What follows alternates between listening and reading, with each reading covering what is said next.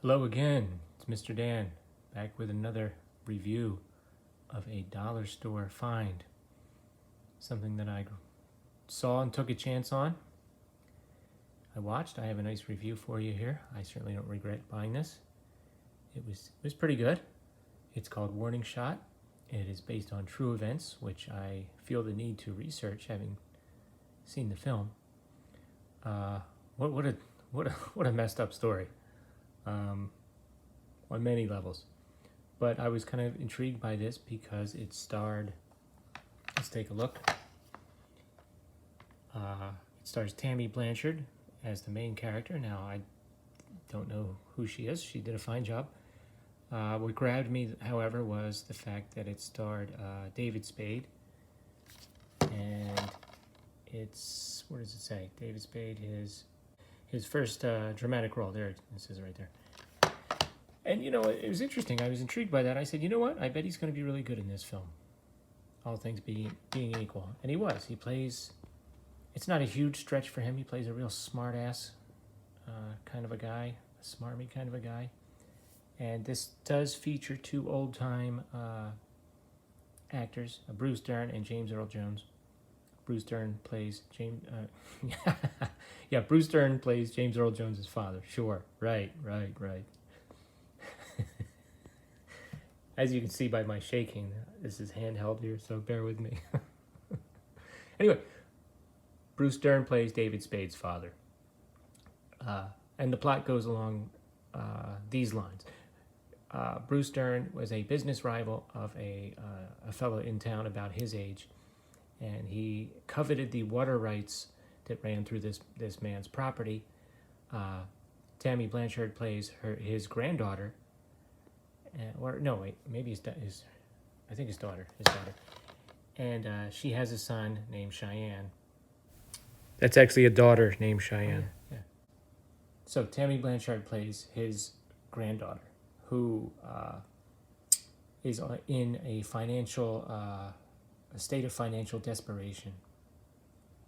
So she has a meeting with her grandfather's lawyer, James Earl Jones, who has, you know, a pretty small role in this film, and he informs her that his property is now vacant, so she goes to check it out. Well, unbeknownst to her, the son of the Bruce Dern character, played by David Spade, sends two goons over there to force the hand of the grandfather, who they believe is still alive, into signing over his water rights. And when these goons show up, you know, obviously they encounter the granddaughter and great-granddaughter, and they basically take them hostage. And that is the majority of the film. The cover is a little misleading. You don't. There you go. This whole sequence here is more like the most of the movie, the majority of the movie, right here. Pretty much in one room, a little bit outside of the house, and the rest of it's in one or two rooms. And as you can see, there's a river nearby, and that comes into play towards the end of the movie. And, you know, that's pretty much the whole movie. It's pretty good. The two goons are played by, I believe this is Dwight Henry, who's basically like a user of cannabis and a dealer. And he's pretty mellow, but the problem is he's paired up with this guy, Rainey, played by Guillermo Diaz, who's a bit of a psycho, and who kind of likes to just mess with people, manipulate people. He kind of coaxes out the backstory of the main character, and, you know, she doesn't want to talk, but she's got her daughter there, and they kind of force her hand. The two gangsters, the two goons, were not partners or anything. They actually knew each other by reputation, but they're both kind of just thrown in this together. They don't necessarily like each other, so there's some backstabbing there. And, you know, at some point, a door-to-door evangelist shows up, and he's played by Frank Whaley. So if you know anything about Frank Whaley, you can bet that his character becomes very nervous. He's pretty much cornered the market on these nervous type of characters. so he's kind of drawn into it, and the character of Rainey kind of messes with him a little bit, questioning his faith and why he sees him as kind of self-righteous. And it all kind of leads up to an explosive conclusion with some running and some chasing, and not everybody makes it. And then you find out some things about the facts of the case at the end, which makes it seem even more sort of heartbreaking and pointless than you thought in the beginning. So I'm kind of intrigued on the true story. Overall, it's a pretty good film. It's a little rough to watch. The character of Rainey, played by Guillermo Diaz, he is a complex character. He's not easy to watch, but he does a pretty good job. The actor does a pretty good job. It's a well-made and well-acted film, and David Spade is pretty good. And that is my review of Warning Shot. Did I like it as much as The Domestics? Not quite, but much different kind of movie. I had a lot more fun with this. And the reason I'm making this video now is because I have 100% peace and quiet, and now my phone is... now people want to contact me.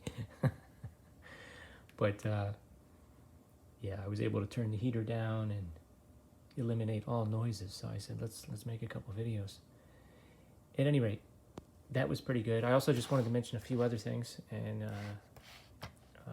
show you some of the other films that I have picked up recently from the Dollar Tree. And if you guys see anything you want me to review, let me know. Recently, one of my big score, I think, was this Charles Bronson, Murphy's Law. So a full review on that will be coming. That was great. And Night of Horror, I've already reviewed that a few months ago. That was excellent. Not enough people talk about that. Really good anthology. And let's just take a look at some other things I picked up. Recently, I picked up Oculus. I actually wasn't blown away by this when I saw it, but it was pretty good. Karen Gillan is very good in it, and so I figured I'd grab it. Dark Was the Night. Don't know anything about this. Good cast, though. Timothy Olyphant, he's always good. Monster Party, same thing. Producer of Sinister, Lance Reddick, he's good.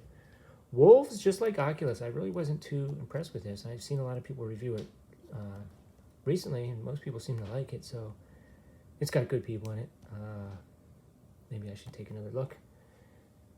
We've got A Town Called Hell with Telly Savalas, great cast in that. Martin Landau, Robert Shaw, so that's probably from early 70s, I guess. A couple films starring Sam Elliott. One of them is a Western, and the other one is a detective, looks to be a detective film. Jerusalem, I believe that's zombies, and The Holy Land.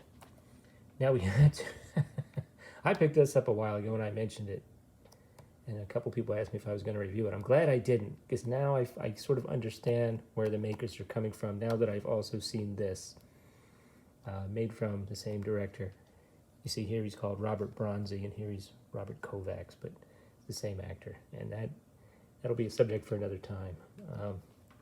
Crying Wolf, don't know anything about that. Wait, oh, is this the Western? No, that's not the Western. That's not the Western. That was Blood Moon, which actually I don't know where that is, but that Blood Moon was pretty good. I haven't seen this yet. No Surrender by Scott Adkins. I started to watch this. I could not get into it. I don't know if there's an option to watch in the original language with subtitles, because I found the dubbing on this kind of hard to listen to. And, I gotta, there's also a character who appears to be the good guy, not Scott Adkins, who, they were kind of painting him as the good guy, and then he started slapping his sister around. I was like, it was a little weird. It took me out of it. I was like, okay, I'm gonna have to go back and retry that. Ong Bak 2, the beginning. This is the first one that's set in the olden days. The first one was set in modern era. This is the best of the three. So if you see this, and you like martial arts, grab it. You don't have to see the first one at all just to enjoy this. This is great. Muay Thai Giant, Girl in the Crawl Space. Don't know anything about these. I mean, I can pretty much figure out what happens in that. Deadheading. Don't know anything about that. This looks pretty funny. And then we got John Dies at the End. Why I haven't watched this yet? considering it's a Don Coscarelli movie. I don't know. Antrum, I threw it in. I watched a little bit of it. Again, I'm going to have to get in the frame of mind for that one. Red Corner, good Richard Gere movie. Pretty good. Came out some years ago. There you go. So there you go. Warning Shot. Pretty good movie. And let me know if you guys want to see me review any of these other films later. Thanks.